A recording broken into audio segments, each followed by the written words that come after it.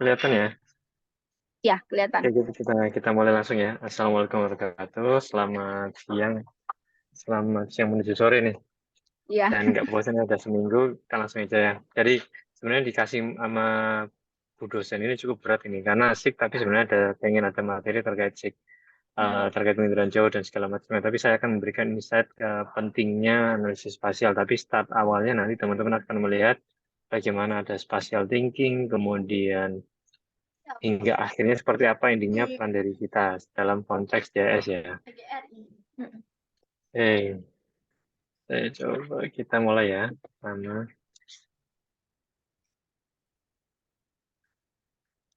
Oke, ada yang bisa menebak ini gambar apa ini? Saya kasih kuis dulu nih. Kita mulai dengan kuis tadi sesuai request. Ada yang bisa nebak nggak ini gambar apa? Ayo, gambar apa tuh? Yang Orang. bedanya sebelah kiri dan sebelah kanan ya. Kiri kanannya bukan nggak kebalik ya. Ayo, Rizka, silahkan. Eh, Sebelah kiri orang lagi nyuci piring. yang kanan. Sebelah kanan baca koran. Gambar bapak-bapak cuci Baca-baca. piring, Pak. Oh ya, ya gini. Kalau yang sebelah kiri ada yang bilang ya, ada yang bilang ini gambar dari orang luar. Yang sebelah kiri itu ketika belum punya istri katanya.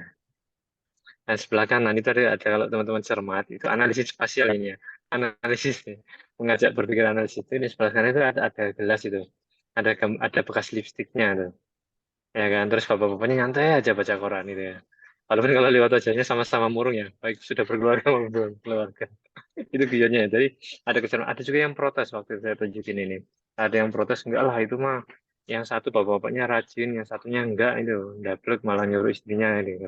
Jadi ini kalau teman-teman konteks kecermatan tadi dalam sebuah analisis spasial atau menjadi seorang JS analis itu harus cermat terhadap beberapa hal. Saya ilustrasikan ini kita pindahkan ke ilustrasi bagaimana teman-teman mencermati fenomena di muka bumi ya. Artinya data apa itu harus cermat nih. Ada kejadian seperti ini, datanya harus dicermati. Fakta-fakta di lapangan, data-data lain itu seperti apa. Itu contoh ringannya. Nah, hari ini saya akan tetap kasih pengantar. Pengantar ini agar tujuannya teman-teman memahami konsep dasarnya, termasuk cara berpikir, hingga bagaimana teman-teman di pendidikan geografi bisa mengelaborasi konsep spatial thinking hingga analisis spasial. Oke, saya coba next ya. Saya skip yang tadi. Ini penting narsis ya. Cuman konteksnya adalah saya teman belajar ya, jadi nggak usah bingung-bingungin teman belajarnya teman-teman.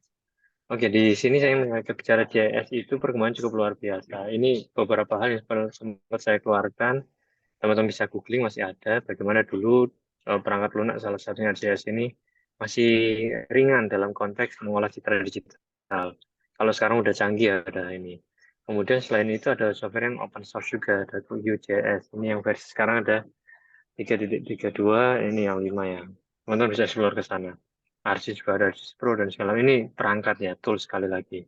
Tetapi tools ini kembali ke manusia. Nah, bicara analisis spasial, analisis keruangan, pola pikir teman-teman harus bisa menganalisis. Misalkan ketika kejadian corona, teman-teman melakukan analisis ketika pandemi seperti apa dan lain-lain yang di mana analisis itu bisa teman-teman tuangkan, pola pikir geografi, geographical analytic, bisa teman-teman dalam tulisan termasuk melihat banjir ya.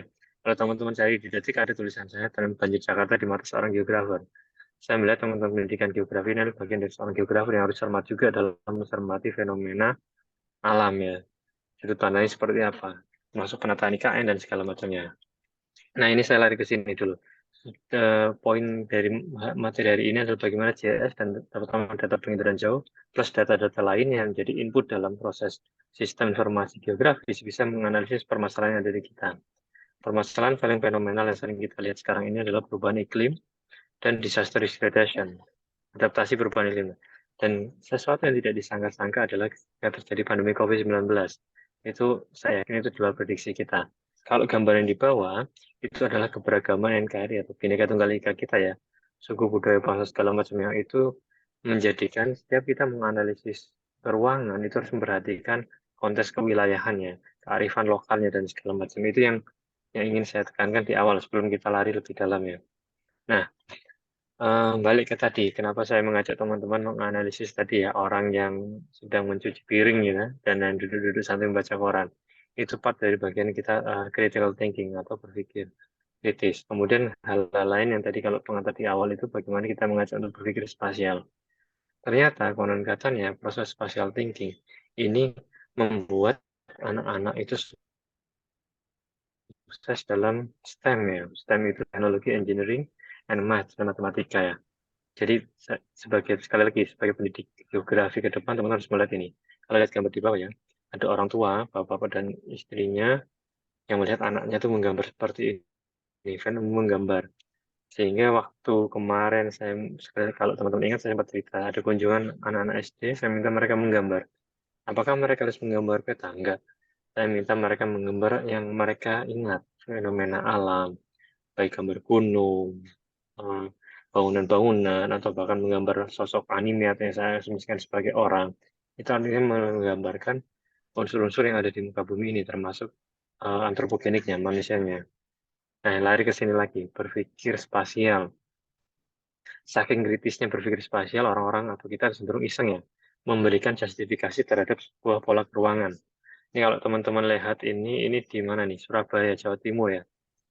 Di sana ada suatu wilayah yang disebut Gresik di Surabaya, macet yang bulat dan segala macam ini menandai mungkin nanti bisa dibikin kali ya Bu Elvi ya, teman-teman saya minta bikin untuk ini. Kira-kira di daerah Padang sana, Sumatera Iya. Barat sana itu penanganan. Ini unik ini. Jadi ini tantangan saya. Ilustrasi aja bagaimana melihat pola keruangan, JS keruangan dalam konteks masyarakat itu mengkritisinya seperti apa terhadap kejadian. Kayak di Lampung ada jalannya macet dan segala macamnya. Saya jumping lagi lompat ke human atau sumber daya manusia. Di dalam konsep JS itu yang paling adalah sumber daya manusia. Ini kalau teman-teman lihat gaya Wakanda ya. Tapi di samping Wakanda ini adalah teman-teman dari Satpol PP. Bayangkan, teman-teman Satpol PP seluruh Jawa Tengah itu belajar tentang sistem informasi geografis.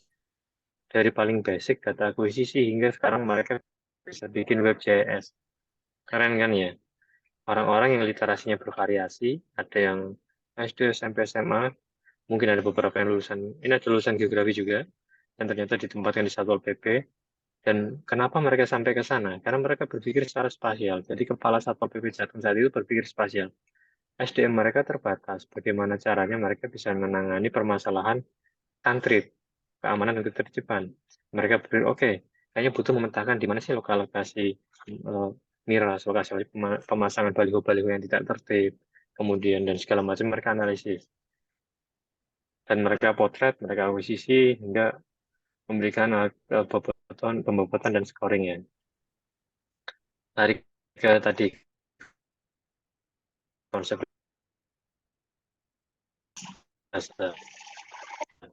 Yang ingin saya tunjukkan bervial atau spatial thinking adalah salah satu bentuk dasar dari intelijensia, dari sebuah kecerdasan.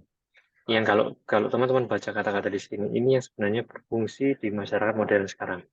Teman-teman kalau mencermati berita di beberapa tempat, kalau sempat lihat, sempat mendengar, ada yang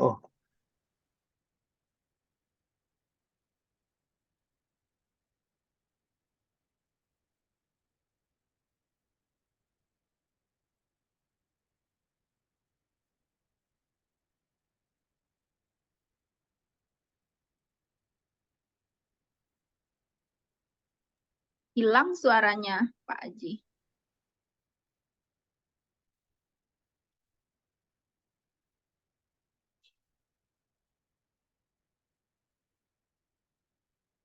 oke, sekarang mereka masuk ya. Dari tadi internet satunya mati. Masih masuk ya? Saya lanjut ya. Udah. Oke, oke. Tadi lepas.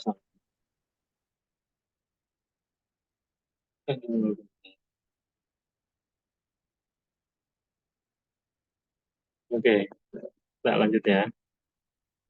Saya ikut juga. Jadi bicara terkait apa tadi? Spatial thinking ya, itu harusnya bagian dari edukasi ya. Edukasi siapa saja. Termasuk kalau kita ingat pendidikan kita mendasar itu biasanya bahasa matematika ya, atau mengenali angka-angka lah. Makanya ada pembelajaran di sana. Tapi yang sering kita lupakan ada pembelajaran spasial. Bicara spasial tadi, itu bicara lokasi dan hubungan antar objek, antara relasi spasial secara beruang.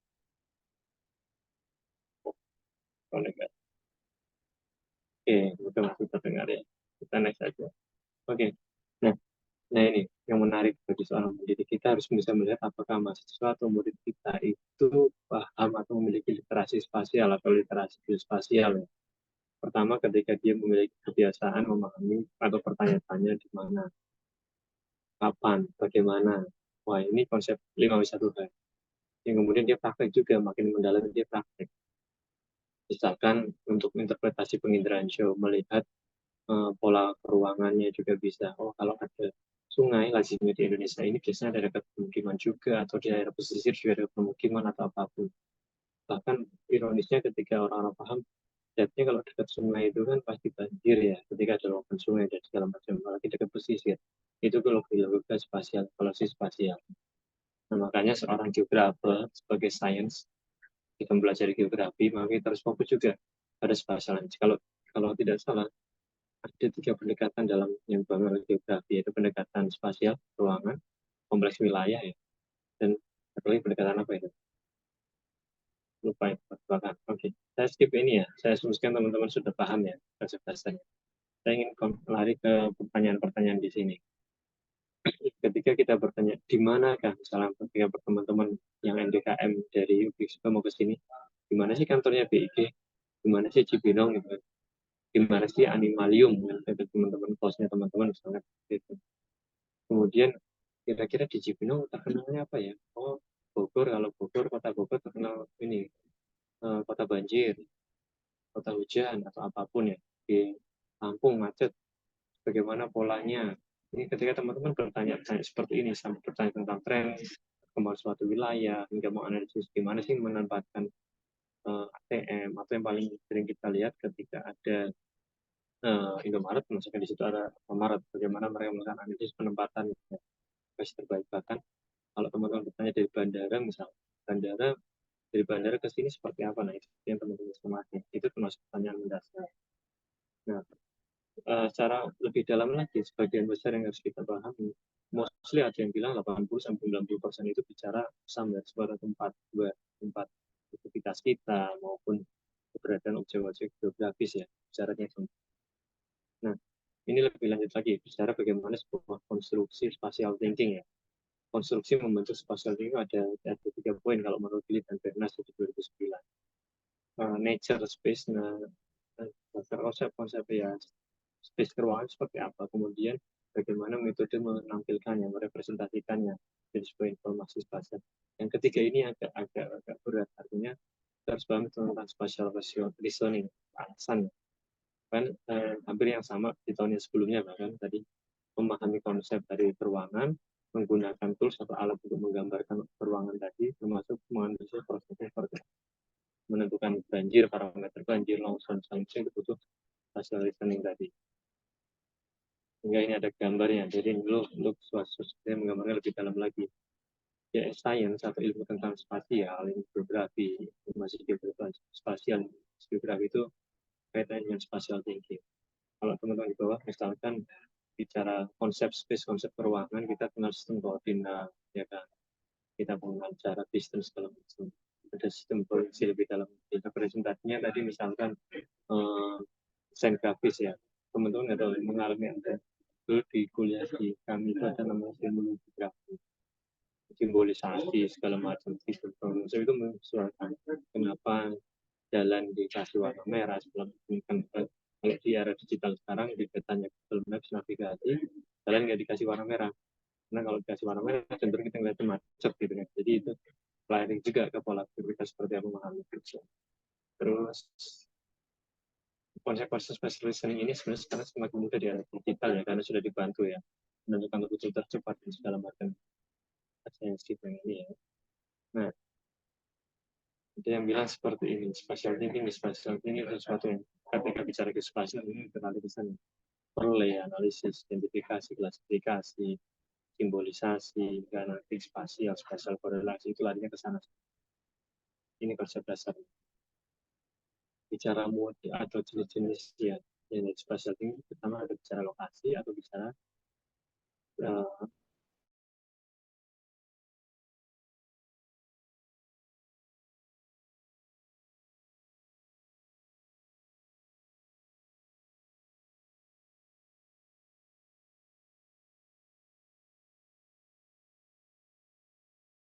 tergantung bagaimana data itu tersebut memiliki topologi yang lurus yang jelas. Kalau topologinya bersih, clean, dan jelas, ini membantu untuk analisis atau implementasi spasial tinggi. Dan kemudian yang menarik dari data spasial atau fenomena gunung api ini adalah temporalnya. Makanya ada yang tulis bicara spasial temporal analisis. Ini komponen dasar ya, teknologi dan aktivitas. Ini mungkin sudah perkembangan itu ya. Semua bisa dengan di ini ya, dengan ditangkap. Saya lari ke sini. Saya menunjukkan untuk data-data di spasial tadi banyak sumber data yang bisa kita pelajari, aplikasi yang bisa kita gunakan ya. Ini paradigma teknologi di spasial yang semakin banyak untuk digunakan, dan tentunya jadi kunci teman-teman juga untuk menggunakan. Semoga suara masih masuk ya. Ya. Oke, kita lari ke sini. Ini konklusinya ya, konklusi dari spasial linking.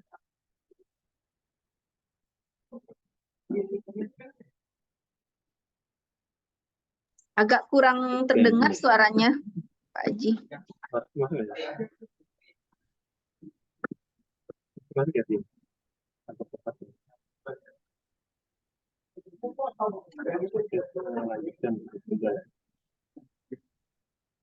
Jadi kalau teman-teman cermati, dalam JS itu ada yang bilang ada tiga S-nya ini yang membedakan. S pertama adalah sistem, S kedua adalah science, yang S ketiga itu studi satu. Ada juga yang bilang berbeda lagi.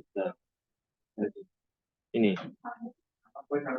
di Amerika, ini untuk JS-nya ada grafik kalau hampir mirip lah ya. Tapi bicaranya kalau akademi ya, kita di akademi ada sains.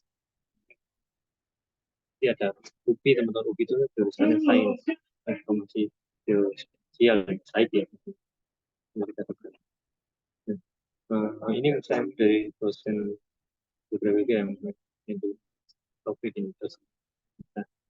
Sederhananya dari S atau SIG adalah gabungan antara sistem informasi dan geographic precision, di mana konsep JS bicaranya ada konsep input dan output, dari menyimpan hingga analitiknya jadi produksi informasi yang baru, yang diharapkan kalau full besarnya bagaimana mendukung kebijakan atau decision making.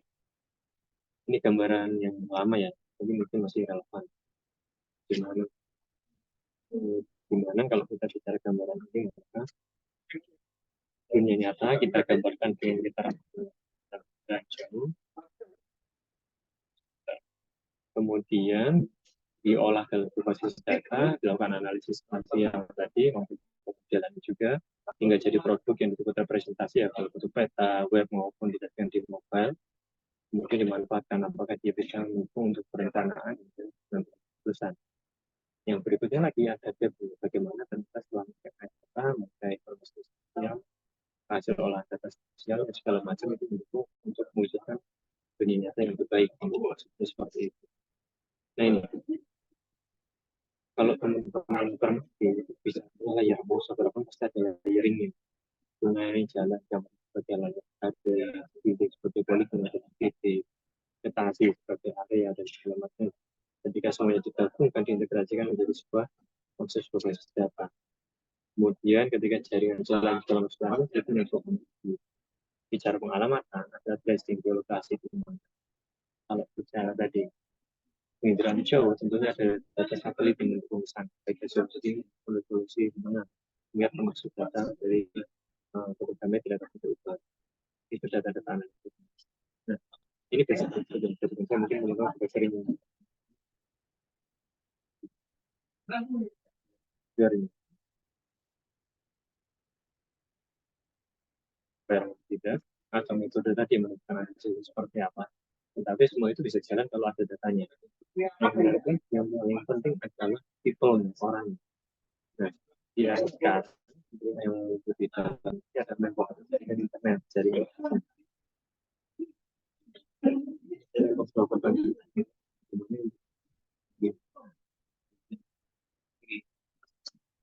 ada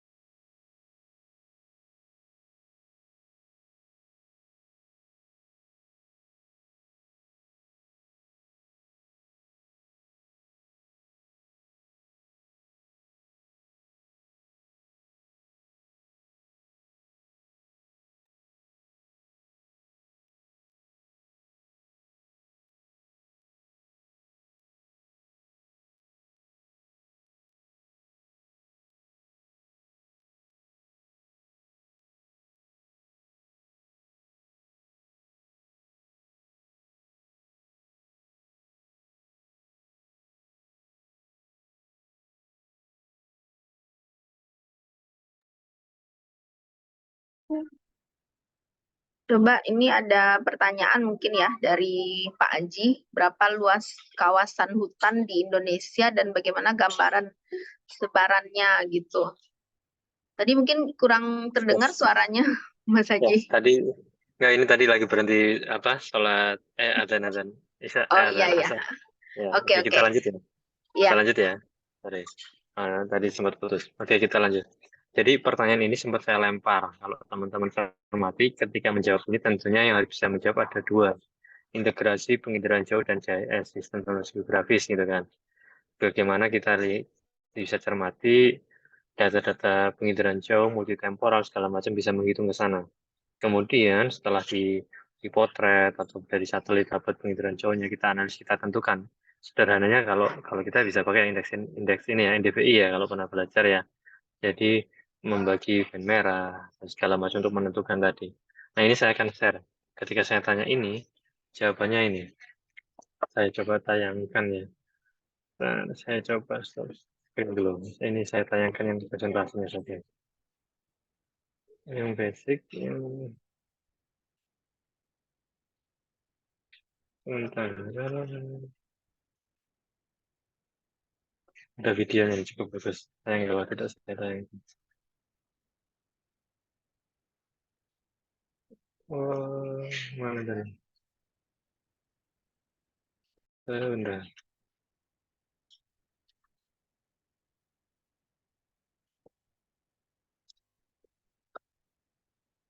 Kelihatan ya.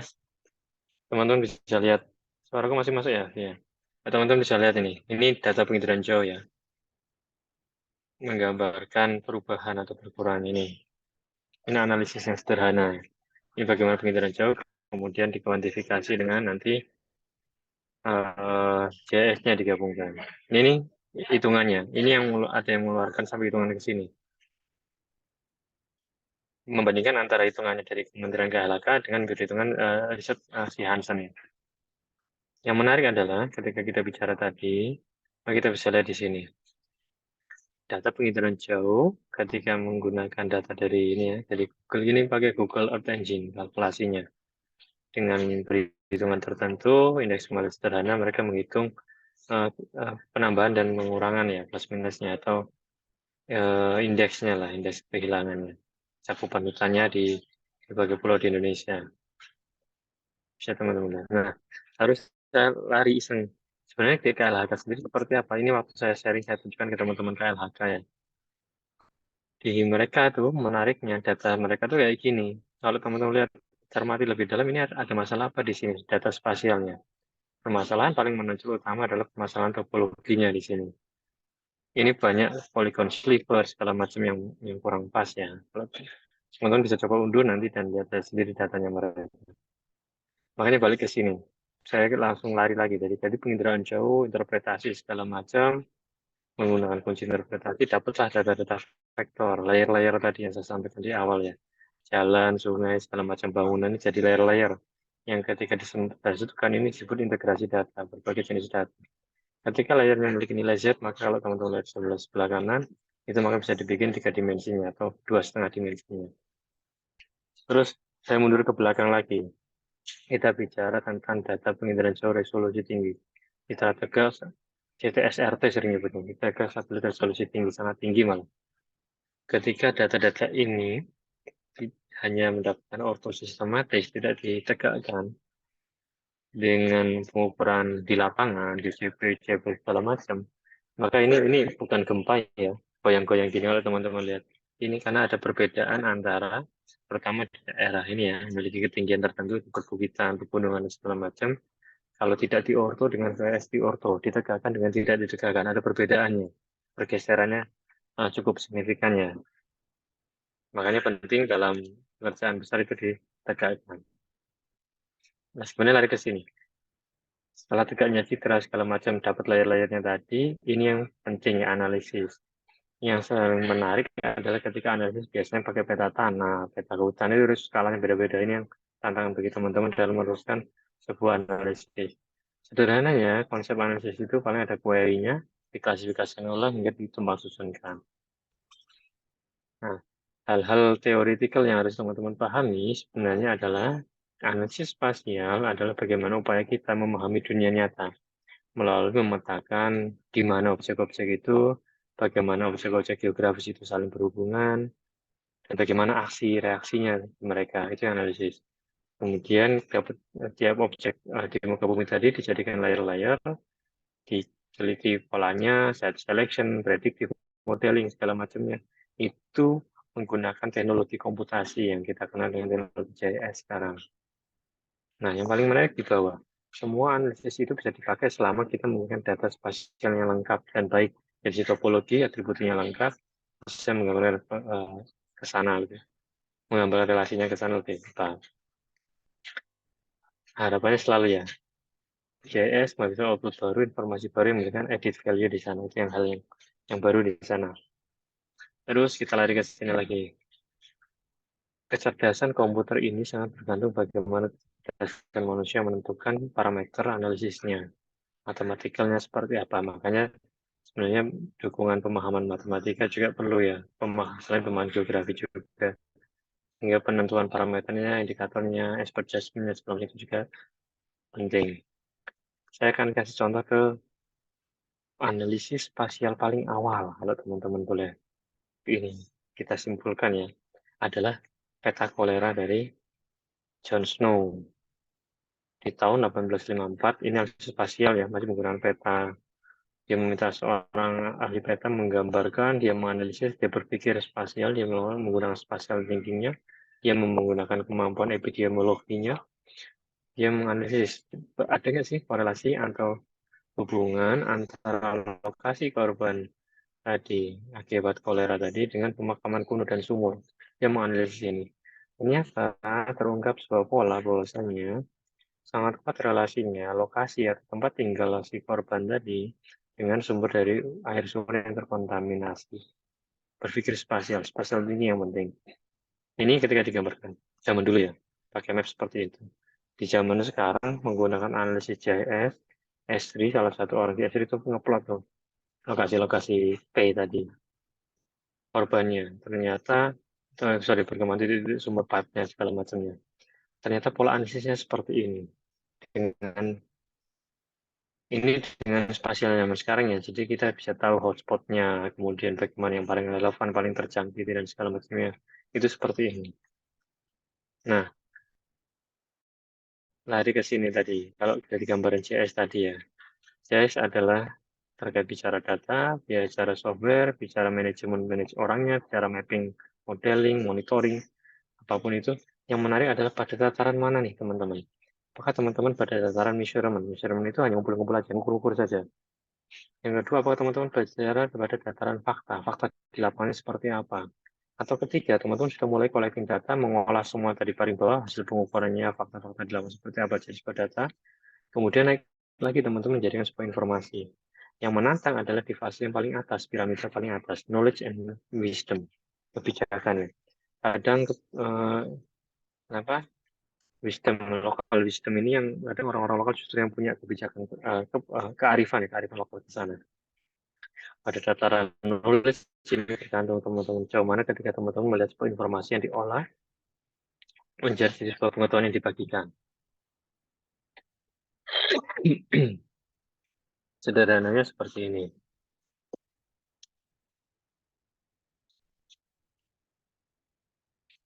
Data informasi baru itu adalah konsep dasarnya. Kemudian, sorry, ini oke, sini aja. Ini cara-cara menjawabnya, permasalahannya. Ya.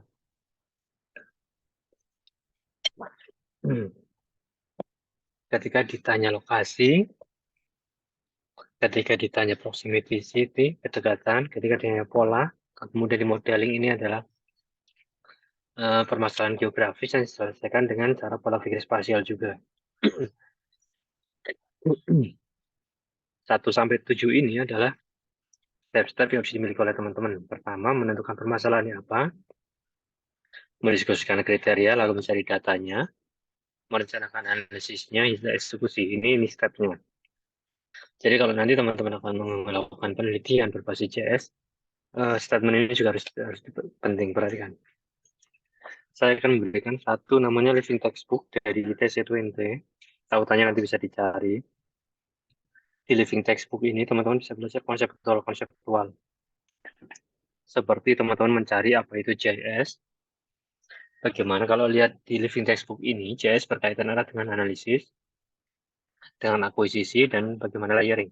Bisa teman-teman kunjungi ya, nanti saya share tautannya. Deskripsi segala macam ada di sana, termasuk ngomongin topologi juga ada di sana. Ini contohnya, ini teoreticalnya. Konsep-konsep dasar ini yang teman-teman harus pahami, jadi ketika teman-teman pakai aplikasi JS, mau dia QJS, mau dia ArcGIS, maka pasti dapat apa yang dimaksud dengan equal to, insight, overlap, dan segala macamnya. Kita lari ke sini. Ada YouTube yang bagus itu. Bisa dicari juga nanti saya share presentasinya, teman-teman bisa cari tautan dasarnya ya. Penginderaan jauh itu merekam tanpa kontak langsung terhadap fenomena di muka bumi. JS menggambarkan layarnya hingga memproduksi menjadi sebuah peta informasi baru yang diharapkan membantu untuk pengambilan kebijakan. Konsep besarnya itu. Saya ambil sebuah paper lama dari almarhum Prof. Hartono. Dalam penginderaan jauh yang harus dipahami adalah bagaimana menentukan tadi memahami kurva pantulan. Ini harusnya kelas terpisah ya kalau bicara penginderaan jauh ya, karena tadi sisipan saja, makanya ini saya kasih salah satu paper yang luar biasa ini. Kemudian menentukan tadi hitung-hitungan matematis ya, makanya saya bilang faktual di lapangan, pengukuran data, kemudian kita membuat angka-angka konstansa, itu juga membutuhkan data lapangan juga. Tidak serta-merta angka ini keluar begitu saja. Baru teman-teman melihat indeksingnya dan indeks ini pantulan segala macam. Jadi ada penelitian murni sampai kemudian atau kita mungkin channel aplikatif. Sudah ada indeksnya, mengacu ke siapa kita pakai. Kurang lebih seperti itu ya gambarannya. Ini saya skip, ini konsep dasar tadi. Ini menggambarkan satelit di atas kita yang merekam penginderaan jauh. Dan ini ya, konsep dasar penginderaan jauh ini. Ada pasif, ada aktif, tanpa kontak langsung, masih informasi baru, ini integrasi PC dan SIG sampai ke sana. Tapi yang menarik adalah yang sering kita lepas bicara dari pengintegrasi adalah ini. Ketika kita tidak melihat, maka itu panjang gelombang yang visible, yang kita bisa lihat. Saya bisa melihat teman-teman bisa melihat saya, bisa ada warna tergambar itu visible. Tetapi di bumi ini ada gelombang-gelombang yang kita nggak tampak. Ya kan, ada gelombang mikro, segala macamnya. Saya skip dulu. Saya lari ke sini. Nah, ini yang penting nih. Ini mungkin hari ini baru pengantar ya. Nanti suatu saat nanti kalau ada prakteknya atau kita jumpa di sana, coba kenalin ke teman-teman tentang Google Earth Engine. GE ini adalah salah satu perangkat yang luar biasa yang dia bisa mengintegrasikan analisis data spasial dari mulai akuisisi, ekstraksi tadi data-data penginderaan jauhnya. Banyak teman-teman bisa codingnya sederhana, hingga teman-teman mengkalkulasi luasannya pun dapat sampai jadi tabuler ataupun di layout sederhana juga bisa. Silakan explore ke sini ya. Saya kasih intro saja di hari ini. Yang menarik berikutnya, jumping ke yang lebih kuat, karena tadi konsep dasarnya di sini adalah membantu bahkan script-scriptnya bisa melari ke sini, ke AI namanya, QAI konsepnya, mau deep learning, mau apapun, itu adalah integrasinya di sini. Ada JS, kemudian berinteraksi dengan data penginderaan jauh, terus ada kecerdasan buatan. Tengah-tengahnya disebut dengan QAI. Ini yang sekarang sedang trending, jadi kalau interest ke sana, silakan dieksplorasi ya. Saya akan berikan beberapa pancingan saja. Pertama, ada rekan saya yang sekarang sedang mengambil PhD, dia meneliti di sini. Mempertanyakan, bagaimana ekstraksi bangunan ini apakah menjadi solusi, apakah semua bisa diotomasi? Itu pertanyaan di 2021 yang mungkin sekarang sudah terjawab. Lari kaitannya dengan topologi. Kalau kita lihat, existing saat itu ya, saat sekarang mungkin smooth hasilnya bisa lebih nggak seperti ini. Ini kan bergerigi ya. Logika kita kan ini, wah enakan gambar sendiri ya, digitasi manual. Karena ternyata dia masih belum menikahi dari sini. Masih banyak overlapping, gambarannya bergerigi dan segala macamnya. Nah, balik ke sini sebenarnya kuncinya kalau bicara integrasi tadi QAI. Produk apa yang kita hasilkan? Apakah sesuatu yang cepat, sesuatu yang murah, sesuatu yang bagus, tapi nggak ada tiga-tiganya sebenarnya. Sama halnya risetnya teman-teman nanti. Ketika teman-teman akan riset atau mau menghasilkan sesuatu, sebenarnya mencari titik tengah di tiga-tiganya ini nggak ada. Harus ada yang dikalahkan. Itu konsep dasarnya. Nah, yang menarik adalah ternyata di dunia luar sana, si QAI tadi dengan segala macam itu ada nih. Google sudah menyediakan open building. Data sudah mudah disediakan ya. Terus nggak hanya Google, Microsoft lebih dulu menyediakan building blueprint. Teman-teman bisa lari ya. Semua ini semua produk-produk yang dihasilkan dengan kecepatan tadi, teknologi tadi, open dan datanya bisa di-download. Di sisi lain ada teman-teman yang modelnya collaborative mapping, participatory mapping, crowdsourcing, urun daya, dan teman-teman OpenStreetMap. Mereka mengajak orang-orang untuk mendigitasi bumi tadi, menggambar bangunan dan segala macamnya. Ini murni digitasi. Kalau yang dua ini adalah teknologi oriented. Nah, saya lari ke sini. Ini banyak sumber data. Yang ingin saya sharingkan adalah sumber data ya, yang harapannya teman-teman bisa eksplorasi di sana. Dan beberapa sumber data di sini ada data setelah satelitnya, plus ada data analitiknya. Data hasil analisis penginderaan jauh dan segala macam ada di sini. Teman-teman bisa eksplor di sini ya, di data. Terus lari ke QAI lagi, jumping lagi ya, lompat lagi nih. Bagaimana sih sejauh mana di dunia luar sana mengkaitkan AI, teknologi gadget, cloud computing, dengan pemetaan dasar. Ada lagi kalau teman-teman bicara semantik tadi, kalau teman-teman lihat living textbook itu semantik ontologi hubungan. Ini mampu ke sana nih. Ketika logika-logika spatial listening tadi ada sungai, ya kan? Kemudian pasti dekat dengan apa lagi? Oh, ada di sungai itu pasti di bagian bawah. Nggak mungkin sungai di sini dan segala macamnya. Atau seperti apa sih alirannya? Ada pola-pola itu. Ketika banjir itu jadi banjirnya di mana? Itu pola-pola di sini ya. Oh, data topografinya seperti apa? Nah, yang menarik saya kemarin waktu diskusi tentang AI dan bagaimana peran manusia adalah integrasi ke semuanya. Ada saya usulkan kata-kata yang namanya the power of crowd droning. Crowd droning ini artinya teman-teman yang punya drone di seluruh Nusantara ini bisa motret rame-rame. Akuisisi kan butuhan ada butuh SDM-nya, butuh integrasi. Di tengah adalah bagaimana open data tadi, data-data building tadi yang sudah ada kita kelola, kita manage ataupun ekstraksi otomatis tadi kita manage. Yang terakhir bagaimana ternyata bisa untuk mengupdate. Tetapi bisa itu semua adalah konteksnya, kalau teman-teman ingat kuliah kemarin di pertama, ada yang namanya kartografer, ada mapmaker. Mapmaker itu teman-teman yang sederhananya siapapun yang bisa atau difasilitasi misalkan oleh OpenStreetMap untuk menggambar. Kartografer adalah teman-teman yang mendapatkan kuliah mata kuliah geografi, kartografi, dapat kuliah di SKS, dapat pemahaman konsep dasarnya, plus teknologi AI. Ini termasuk scaling ya, bagaimana kita mempercepat, menaikkan kapasitas GeoAI untuk mapping. Nah, pertanyaan mendasar ini hampir selesai. Saya coba saja. Bagaimana sih menjadi seorang GIS analisis? Nah, tak jawab dulu ada penting. Nah, pertanyaan ini bisa dijawab dalam tiga hal. Pertama, teman-teman harus mengenali dulu dan paham apa itu data geospasial, apa itu informasi geospasial. Data geospasial itu baik penginderaan jauh ya, satelit penginderaan jauh, resolusi tinggi, resolusi rendah, hingga resolusi sangat-sangat tinggi itu seperti apa. Karakteristiknya, jumlah saluran bandnya dan segala macam, hingga pemanfaatannya untuk apa, pada output skala peta berapa. Termasuk kemudian memahami informasi geospasial, peta-peta yang ada, data-data statistik yang bisa dipetakan, dan segala. Jadi mengenali dan memahami ini dua hal yang cukup berat di awal. Kalau ini sudah, tentu teman-teman lalu ke yang kedua. Bagaimana teman-teman mengoptimalkan tadi, menganalisis dan berpikir secara spasial. Ini yang perlu dipertajam. Ini biasanya diasah seiring waktu ya. Seiring waktu, seiring membaca buku, membaca referensi, sering diskusi, atau join sebuah forum-forum dan segala macamnya. Kalau ini sudah, maka teman-teman bisa lari yang ketiga. Jangan lupa menyajikan plus mengkomunikasikan. Kalau kita disajikan dalam sebuah peta, tanpa teman-teman komunikasikan, itu akan menjadi informasi yang berhenti di meja kerja teman-teman, di meja atau di bangku kuliah teman-teman, di skripsi atau tugas akhir teman-teman. Ketika tidak dikomunikasikan, disampaikan ke pihak-pihak. Seringkali kalau saya lihat skripsi atau tesis sekarang itu banyak menulisnya bermanfaat bagi pemerintah daerah atau pemerintah pusat atau bagi apapun. Tapi sebenarnya apakah informasi atau hasil kita komunikasikan, itu yang masih kurang di sana. Kurang lebih itu gambaran umumnya. Saya nggak memberikan teknis ininya ya. Nanti prakteknya saya pengen praktek sebenarnya di sana nanti. Saya ngajak teman-teman di sana untuk diskusi dan melihat langsung sehingga teman-teman merasakan bagaimana mengakses data dan segala macamnya. Kurang lebih itu Mbak Elvi, Bu dosen, pengantar ringkasnya. Sisanya Oke. diskusi tanya jawab aja. Oh ya, oke, Ya, nggak makasih dipanjang. Ya. Mas Aji untuk yang sudah disampaikan.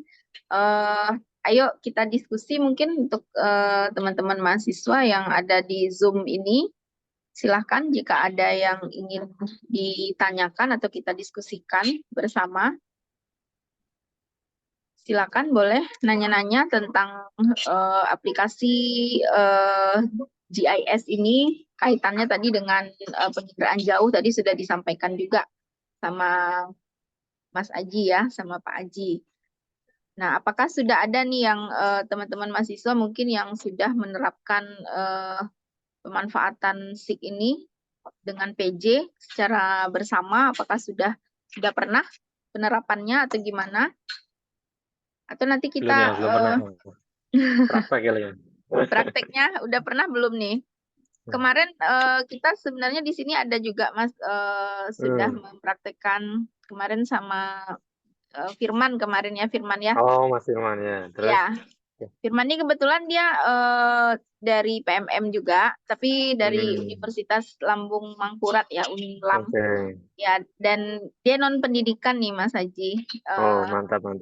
Pendidikan. Jadi kemarin kita sudah sempat mengambil data dengan drone.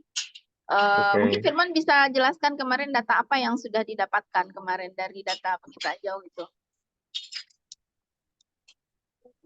Assalamualaikum warahmatullahi wabarakatuh. Sebelumnya perkenalkan nama saya Firman Maulana, salah satu mahasiswa pertukaran. Jadi kemarin tuh yang diambil adalah data penggunaan lahannya di sekitaran sungai di daerah Padang, di daerah Gunung Pangilun, di mana ada aturan pemerintah itu di setiap badan sungai itu harus beberapa meter ke belakang baru bisa dimanfaatkan lahannya. Jadi aturan-aturan atau lahan-lahan seperti itu yang dianalisis kemarin, badan sungai atau penggunaan lahan apa saja yang ada di kisaran sungai tersebut. Mungkin gitu, Ibu Bapak. Terima kasih. Oke. Jadi yang apa yang dilakukan Firman itu pertama berarti sebenarnya adalah lebih ke analisis buffer ya, buffer. Kemudian pertama kalau dari pengindaran jauh tentunya interpretasi ya, akuisisi pakai drone, interpretasi, kemudian dapat menutup lahannya apa saja, kemudian dengan buffer sekian dari sesuai ketentuan tadi ya, berapa meter dari badan sungai, teman-teman buffer. Next step-nya sebenarnya yang penting adalah bagaimana setelah dapat luasan, berapa penggunaan lahan yang terkena segala macam, teman-teman bikin visualisasi menyampaikan. Lalu teman-teman mencermati biasanya membandingkan dengan misalkan RT RW atau RDTR dan segala macamnya itu analisnya ke sana. Jadi menyampaikan apakah perencanaan dengan existing kenyataan di lapangan sesuai atau tidak dan segala macamnya. Jangan-jangan ternyata misalkan di perencanaannya memang nih sudah akan digusur dan segala macamnya, tapi implementasinya memang belum dan segala. Itu yang kemudian yang menarik adalah biasanya hitungan luasannya itu harus hati-hati dan cermat juga. Apalagi yang menggunakan drone ya, usahakan tentunya ada terkalibrasi, udah sesuai juga ya. Ada pasang GCP-nya segala macamnya itu kalau udah sesuai tentunya. Karena tadi kalau teman-teman lihat ilustrasi yang saya berikan, yang foto udara saya berikan, ketika tidak dilakukan ke kontrol poin ya terhadap ini koreksi georeferencing lah sederhananya georeferencingnya, kemudian titik ikat itu pasti akan melencengnya ada. Tapi kalau di daerah datar ya selalu yang enggak begitu. Apalagi kalau cakupannya kecil. Lebih yang concern ke akurasi itu kan teman-teman geodesi. Itu concern ke sana. Yang kedua yang menarik lagi kalau bisa teman-teman lakukan kalau tadi udah multi ya, multi temporal nanti ya, multi ini kan baru motret tahun sekarang ya, ke depan kalau misalnya 10 tahun lagi, 50 tahun, 5 tahun lagi ya teman-teman bisa motret lagi seperti apa. Nah, tantangannya adalah bagaimana hasil yang sudah diperoleh oleh firman ini dikelola di dalam sebuah basis data.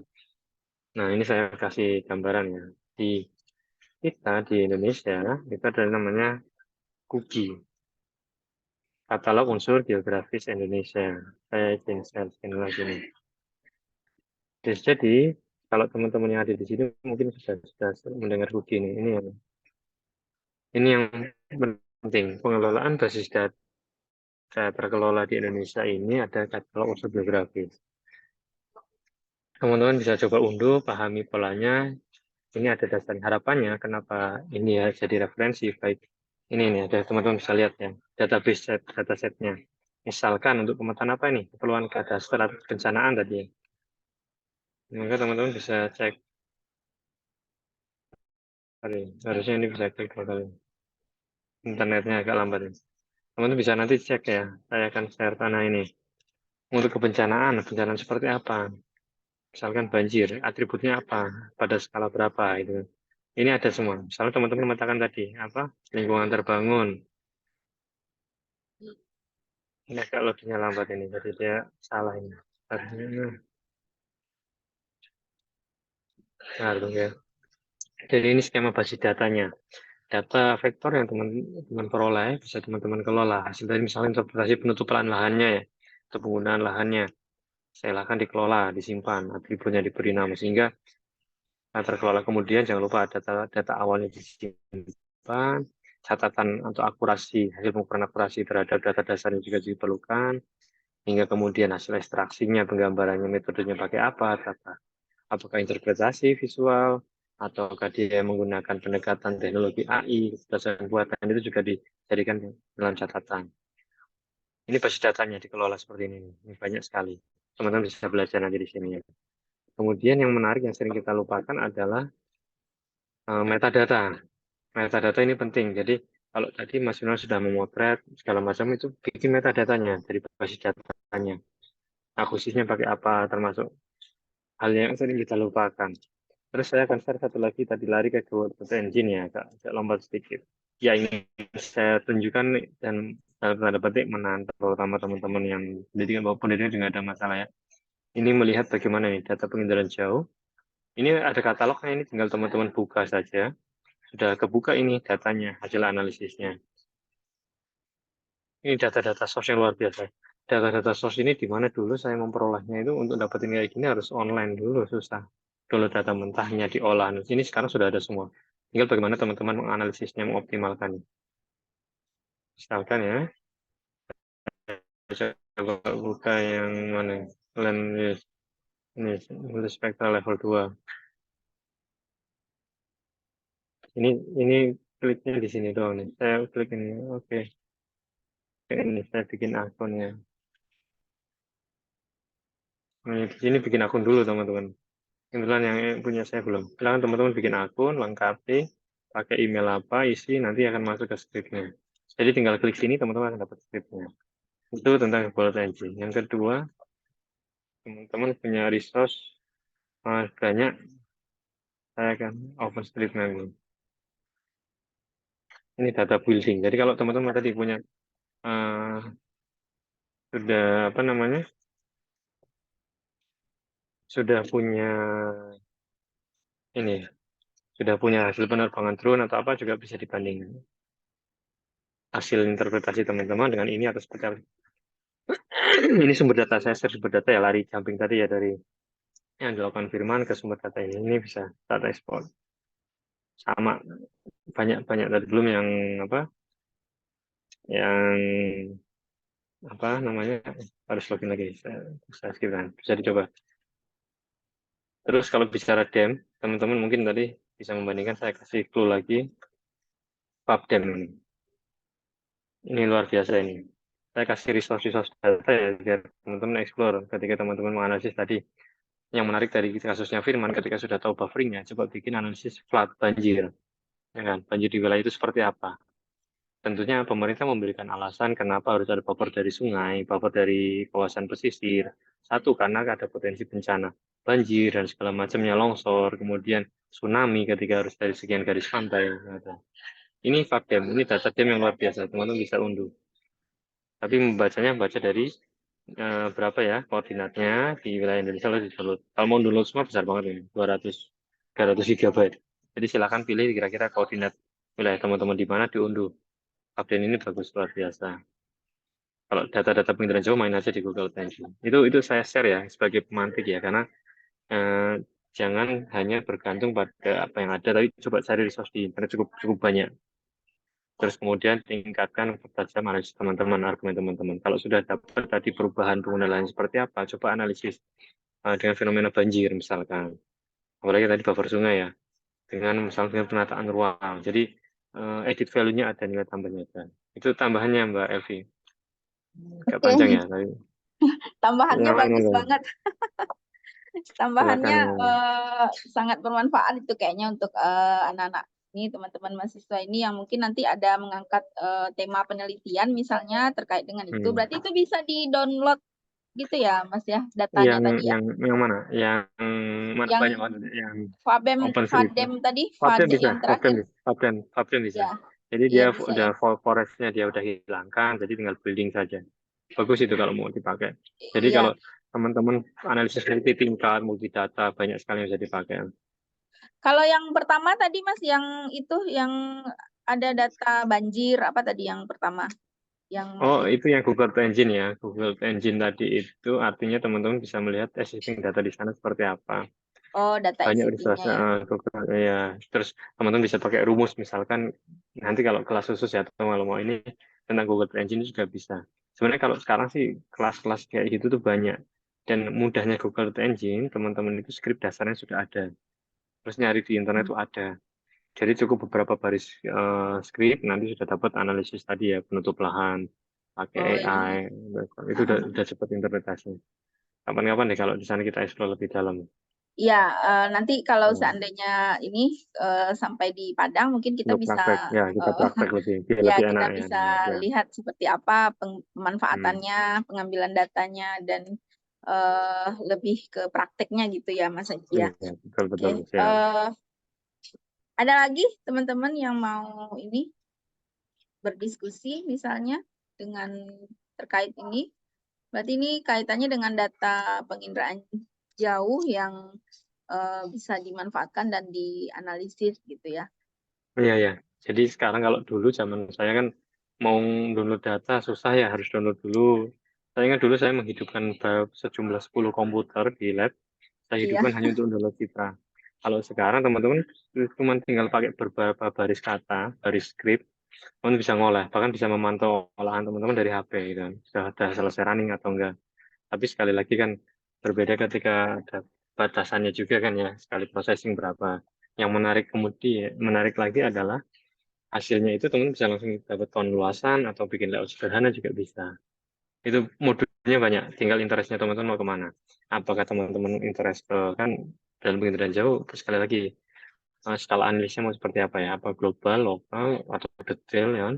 Gimana kalau detail tentunya butuh tadi motret dari drone, butuh citra 3 resolusi tinggi, butuh hasil pemotretan foto udara dan segala macamnya. Beda-beda dengan teman-teman membutuhkan analisis yang menengah misalkan menggunakan existing sentinel atau apapun. Ini tergantung. Jadi terus yang menarik adalah data-data tadi sekarang ya tadi mudah diakses. Butuh koneksi internet dan pemahaman kita saja. Pemahaman terhadap skripnya. Contoh-contoh skrip itu udah banyak banget. Jadi nggak akan susah lah. Nah, next berikutnya ketika itu sudah jadi adalah bagaimana teman-teman berpikir secara spasial, menerjemahkan data tadi. Data dan informasi yang sudah diolah tadi terjemahkan di bank. Oh, kenapa misalkan di daerah ini sering terjadi banjir, oh kebakaran dan segala macam. Itu yang harus teman-teman pahami ya. Kalau bicara sekarang kan yang lagi tren hotspot ya, kebakaran ya. Banyak di beberapa tempat kebakaran. Teman-teman bisa menggunakan itu. Menggunakan hasil rekam citra satelit, teman-teman analisis, terus tambah parameter angin ya. Kalau punya data angin, pemodelan angin juga bisa dianalisis ke arah mana, ininya asapnya, segala macam. Lalu bikin pemodelannya, cara analisis spasial juga bisa. Jadi banyak sekali. Kalau perangkat lunak mah nggak usah khawatir, mau open source nanti kapan-kapan kita belajar. Yang open source Vue.js juga bisa. Jangan bergantung kepada yang berbayar aja ya. Itu aja sih. Kalau topologi, teman-teman yang di sini kayaknya udah beberapa belajar topologi. Nanti prakteknya yang di sana boleh lah. Kita elaborasi juga dengan topologi, rule, dan segala macamnya. Karena materi yang dikasih Mbak Elvi ini kompleks ini. Makanya saya dari cari pola, akhirnya tak kenalin yang konsep dasarnya dulu. Jadi kalau detailnya sambil praktek aja. Ya, itu dulu mungkin. Oke, Mas. Siap, Mas. Jadi materinya emang agak kompleks ini materi dari yang ditawarkan, tapi nggak apa-apa, kita pelan-pelan aja ya Mas ya, mengenalkan konsepnya dulu, nanti baru kita kalau udah nyampe ketemu di secara langsung, secara luring, mungkin kita bisa langsung praktekkan apa yang terkait dengan itu. Dan mungkin minggu depan kita ketemu lagi ya Mas ya, kita masih daring, ini masih minggu 2 kali depan lagi tanggal pertemuan. tanggal 11 Mungkin ya.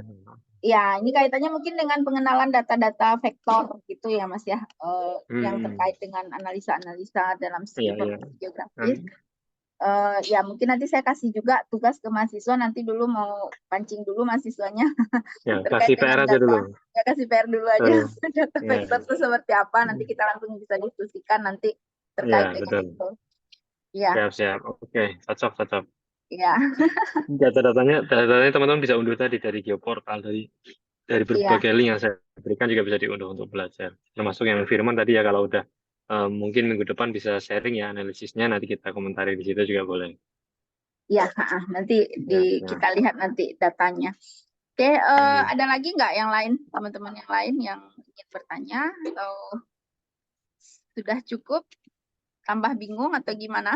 Nggak apa-apa, pelan-pelan nanti. Ya silakan, Firman. Firman ini bukan ke bertanya sih, cuman absennya yang dikirim tadi perlu izin, Bu. Oh, absennya perlu izin. Linknya tadi. Nanti diperbaiki dulu, kayaknya belum dibuka tadi apanya, di aksesnya. Ya. Oke. Ada lagi yang lain selain absen? Kalau udah pada pusing, nggak apa-apa, pelan-pelan nanti dibaca. Nanti yang kita ujian yang praktek pas ketemu aja lebih enak. Oh iya, yang ketemu ini pas yang ketemu 7 orang, yang nggak ketemu yang di sana sini aja biarin ujiannya. aja nih.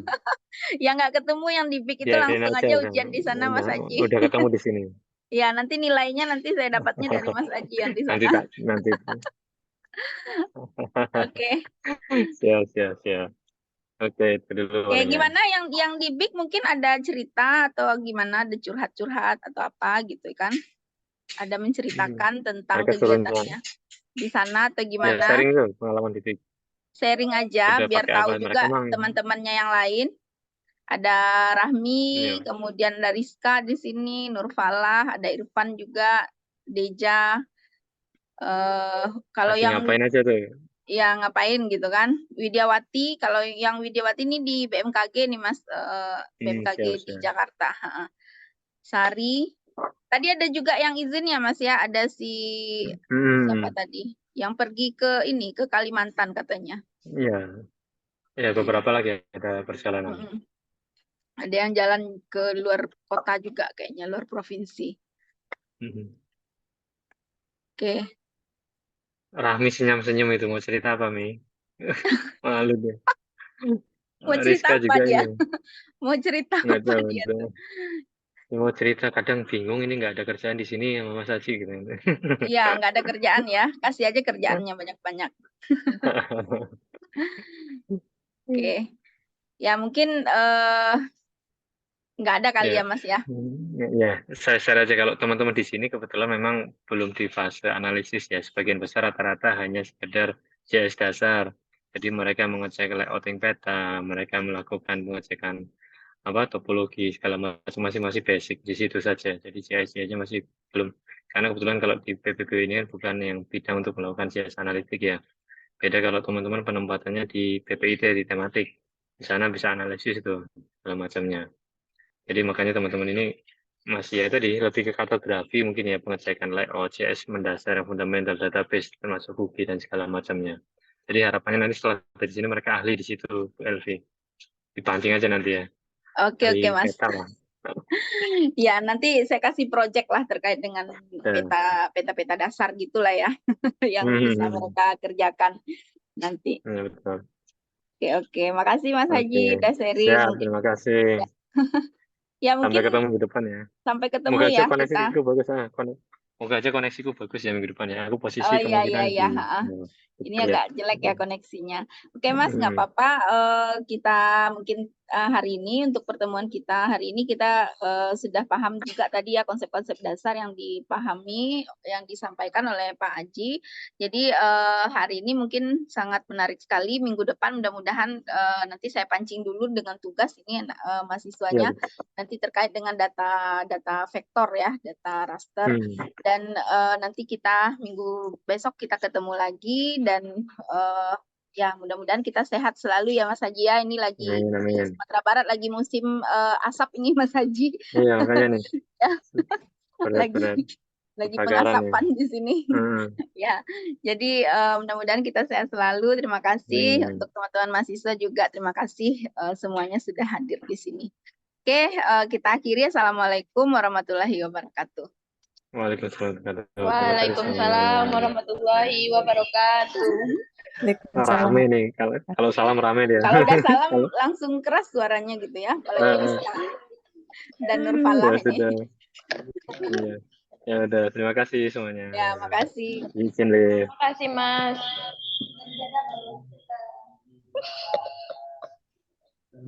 Ya.